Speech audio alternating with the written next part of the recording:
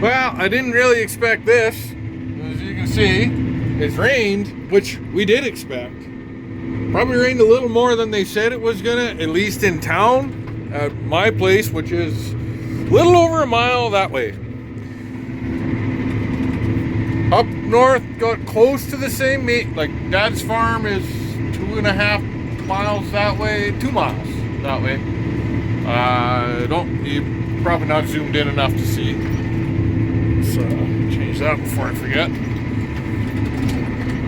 Yeah, so we got roughly 3/10 of an inch, and it shows. A lot of water, a lot of wet. It came down in buckets for a little bit there. Like, it didn't start until 6 a.m., something like that. And it was a pretty vicious sounding thunderstorm first off. But yeah, so didn't expect to be doing anything today. Dad said he was kind of watching the radar, and he went and he checked out some of my canola that is 10 miles or so that way. Hardly even spit down there. So we moved one combine down about an hour ago, did a test swipe. It was 10.8. Dry for canola is 10. So it's close to going. And after this rain, canola will go before wheat will. So we're getting moved down there. If the sun comes out and the wind stays up, I don't see any reason that we shouldn't be able to go a bit this afternoon. So if things were to cooperate, as in we had good dry weather, decent days, you know, where we're getting at least 10-hour days. Well, 10 short, at least 12-hour days of harvest, which is not a stretch at all, because that's like 9 a.m. to 9 p.m., which, you know, we've had in the right conditions 16, 18-hour days. But if we can average 10 hours a day, we're looking at potentially we should be done in probably 7 or 8 days. That's very attainable, but that would require the crops being ready and the weather cooperating. Neither's really ideal at the moment. Some of the crops are just ready and the weather's not cooperating. We ended up getting lucky, and you know, not perfectly lucky. It would have been nice not to get rained on the wheat across the road over there, and up on the hills over there, and about 3 miles that way. But 2 of my fields of canola barely got any. One might have got just a sprinkle. The other, it probably got a tiny bit, but by the time we get to it, maybe tomorrow, it'll be ready to go too. So we're not really fully shut down. We did lose most of a day between moving and waiting on it to dry out, but it's good now. So all in all, not that bad of a day. So, you might be wondering what the hell's going on here. This doesn't look good. It isn't. Last night, Dad was poking along. It was still going through pretty good. And he was getting close to a full tank, and I was peeling away with the grain truck. I could hear them squawking on the radio. And I heard Dad say, or Brody called Dad, said, "Hey, you gonna make it to the end?" Dad goes, "No, I don't think so. Better come." So Brody boots over with the cart, says, "Hey, there's something coming off the combine." Dad goes, "Is it smoke?" Brody's like, I don't know. It's kind of white."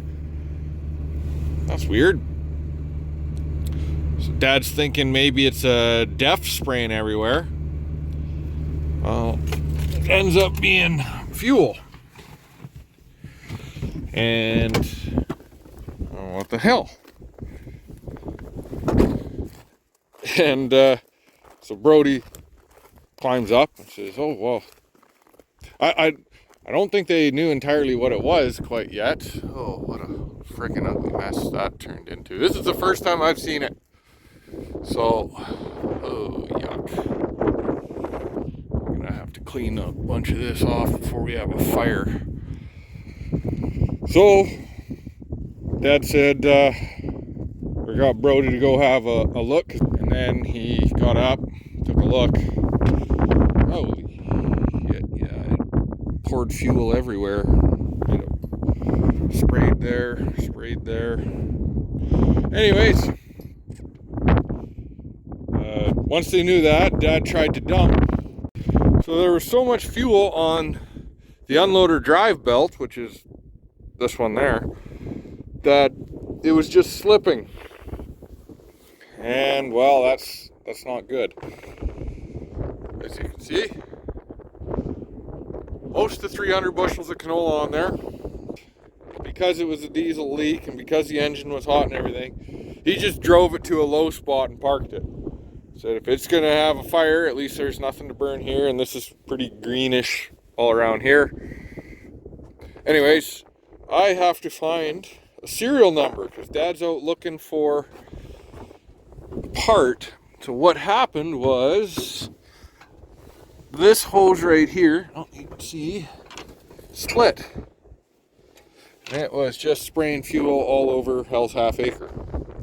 So now Dad's trying to find the part, and we're having trouble figuring out what it is from the manuals. So he's got 3 dealerships looking into it right now. It's probably not a very commonly stocked part, but it sure looks like a high pressure side. I'm not seeing a serial number placard anywhere. So found it right down there. You see, it's just coated in diesel, as is, you know, the DEF manifold, the back of the tank, the side covers or panels, both sides, side of the auger. Ugh, what a mess. Overall, that could have been a whole lot worse. You know, it's a fuel hose, possibly a belt. I don't think the belt will be that bad. Just diesel and rubber is not a good mix. Oh, rolled my ankle.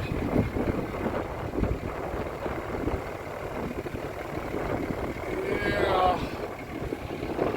You can see up there, still some diesel on that belt. Diesel tends to make rubber swell, so I don't know. Might have to change out that belt, which is actually quite an easy job to do. Oh, and by the look of it, we might have a little hydraulic leak over there too. Never saw that before. But yeah, it boils down to we're gonna have to change that fuel line and give it a pressure wash and maybe do a belt. Could have been a fire. Could have easily been a fire. Fire is a bad 4-letter word around here. Man, just look at all the diesel everywhere on that. Kind of wrecked the logo. Ugh. What a friggin' mess. Alright, so here we are on Dad's. And like I said, it's a bit different. So this guy is the same one as... Why don't I just do this? I'm trying to do it in the wind where I don't get my head ripped off. So this is the same setup here, but on mine it's over here. And this is the fuel pump. And it was...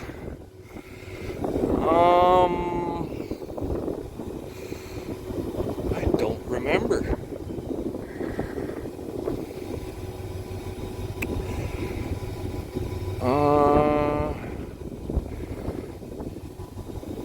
want to say it was that one, but I don't remember it being that long and having to do that. I thought it was fairly short. I remember it being plastic. Oh, I'm sorry, y'all. My memory is failing me at the moment.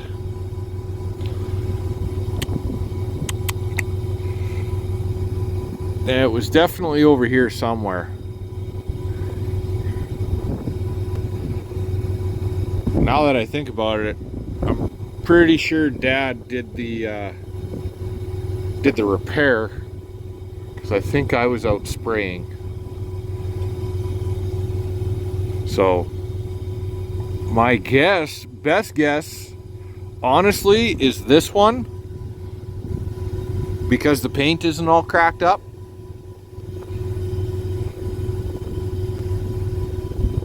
But yeah, it's got to be, because, well, all the paint's off of that, though.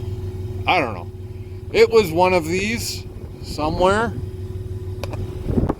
and it had split kind of over here or over here, and it was just pouring out. I'm sorry, guys. That was last year. Just do not remember. Those are the same ones that are on mine, but they're a different, older model, because this is a 2017, and mine over there, that's a 2013. Hoping to upgrade it this off season. We'll see. Would have had a fire, I would have had to make a decision in a hurry. The fact that we pretty much almost had a fire made me kind of think. It's like, oh, well, what would you look for? And I'm going to talk about the two differences between the combines really quickly, so that you can see, like, what I would love would be an 8250 with the automation. But I don't think, the way the markets are going, and inflation and interest rates going through the roof right now, I don't think it's necessarily the smartest of ideas to go that hard. But we're going to need to do something with that guy, because we're starting to get a lot of hours on it. Now, whether that means I go for another big red light inspection or not, that's a different story. So 8240 has several features that I really like. It's got one I am not a fan of, but I'm going to point out a lot of the differences. First and foremost, leather cab, and just a tiny bit different layout to where the storage is and whatnot. And I like this cab a lot more. It's got better lights as well, especially these guys. It's got the hydraulic hopper topper, so that folds up and it seals. It's not a perfect seal, but it overlaps, so that if it is going to rain, you can just fold your tops down. Whereas that one is all manual, and it does, like, even if it is folded up, it's probably a 3x3 square in the middle that's open. So the thing that sucks is you have to fold that down to go into road mode. This one has a bigger auger. I believe it's about 3 feet longer. And as you can see, it's got the controllable spout, which I really like. That 3 feet makes it capable, that and another feature I'll talk about, makes it capable of having a 40-foot header on. If you start getting longer, I actually think you can get some that are this size and they have the auger breakaway. So it tucks in nice for going down the road and going into storage. You can pretty much back it right against the wall. Having said that, it sucks having to do all that to go into road mode. Anyways, it's nice to have the longer auger because it can do a 40-foot. The other thing that makes it able to do a 40-foot is it has the bigger hydraulic cylinders than mine does. I believe this has 100 mil, which is 4-inch, and mine has 75 mil, which is inch. I don't know why it took me so long to think of that. That one, even with a 35-foot header, you know, because these MacDons aren't the lightest header in the world.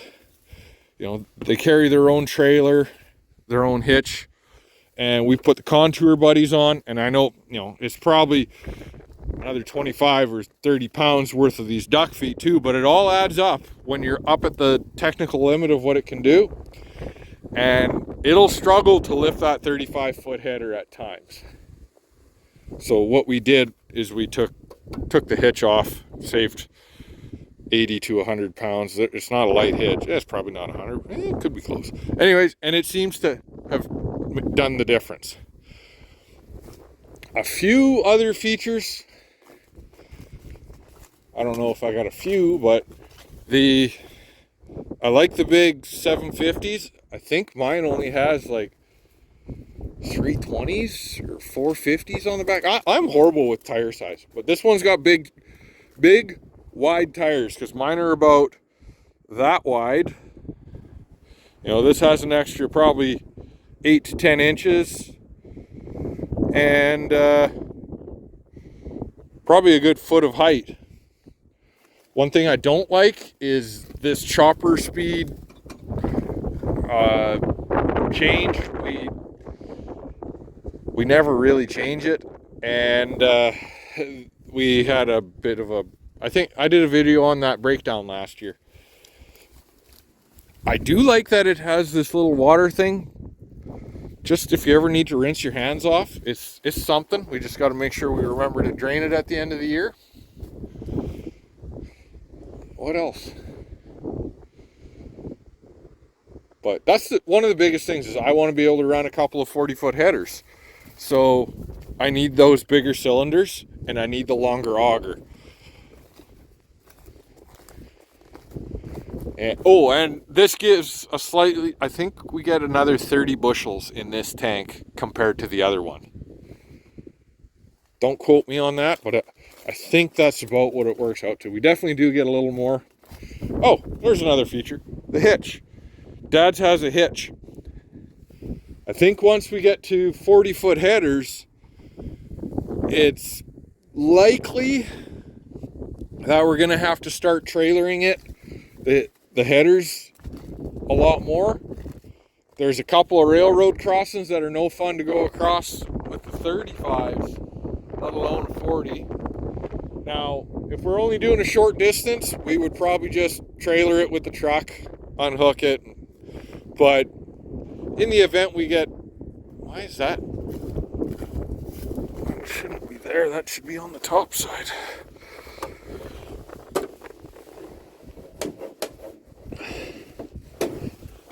Not sure about that. Ouch. Yeah, so, yeah, in the event that we do some custom work, it'd be nice just to haul the combine with a trailer wherever we need to go. The other feature I really, really like is that air, whoa, almost dropped you. That air cleaner, the screen cleaner, is a way better design than what's on mine, where it has the rotating screen. It makes a world of difference at keeping that clean. And other than that, they're not too different, but it's a lot of small differences that add up big time. So Dad just got back with the part that their computers think it is. We're not 100% sure, but he's gonna take a boot. It's weird because they can't really find a picture of what the part looks like. It's just out of a list, but we're gonna try it. So I'm just pumping the last of the fuel off, and then I'm gonna run over there and meet him. All right, so just while I was pumping off some fuel there, I happen to be on my other phone, the one that's got service. This one here, right there, doesn't have a SIM card in it. So I just use it for filming, taking pictures. It's kind of nice not to swell up the memory of the phone that I need. Anyways, I was looking at the combine specs. 3 other differences I didn't really talk on. I alluded on the one. So the 8230 is 450 horsepower. The 8240 is 480 horsepower. 8230 has a 1,000-liter tank, and that one's like 1125, I think. It's not much difference, but it's, it's 25 gallons or so. And the last is that the hopper size is a big difference. That's a 360 bushel hopper, and that is a 410 bushel hopper. Now that's, I don't know, peaked up corn or something like that. But I don't think we've ever gotten 410 off of them. I know we've gotten 400 off of that one, and I know we've gotten like 345 off of that one. So, is it gonna work? All right, huh? Yeah, they were a prick last time too, I remember.